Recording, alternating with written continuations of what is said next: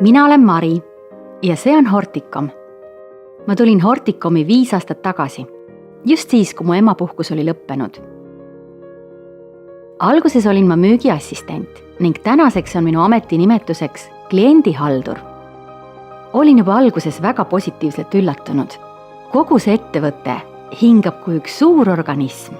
Näiteks igal hommikul, kui ma tööle tulen, ootab mind üks soe energiakallistus, mis annab mõnusa laengu terveks päevaks.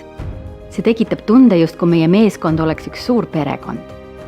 Ja nagu igas perekonnas, jagame me ka ühiseid võite, kuid tuleb ka ette kirglikke vaidlusi ja enda eest seismist. Aga ma arvan, et see pole midagi enneolematut.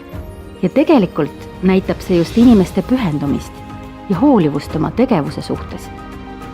Mis võib-olla alguses kõige keerulisemaks osutus, oli see meeletu toodete valik ja sortiment, mille pidin endale selgeks tegema. Sõna otseses mõttes saab Horticomist vajalikke tarbeid nii aknalauaaednik kui professionaalne põllumajandusettevõte, alustades erinevatest seemnetest, taimekaitsevahenditest ja väetistest, lõpetades kasvuhoonete, lillepottide ja professionaalsete aiatarvikutega. Kuigi meie fookus on peamiselt hulgimüügil, mõtleme alati ka tavatarbija peale. Mis puudutab minu tööd, siis pean ütlema, et ega paremat ametit enesearendamiseks vist polegi. Ühelt poolt dikteerivad mu ülesandeid numbrid, tabelid ja arvutuskäigud.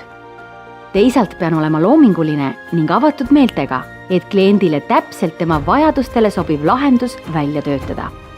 Nagu iga inimene on unikaalne, täpselt sama käib iga tellimuse kohta.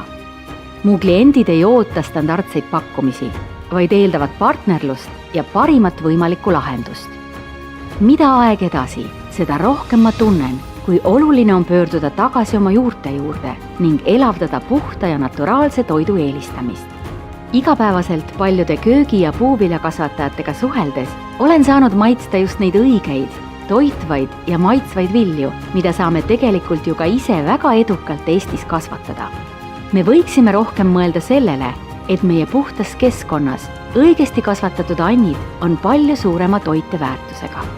See omakorda tähendab, et neid vilju nautides oleks meie tarbimine oluliselt väiksem ja me oleksime tervemad.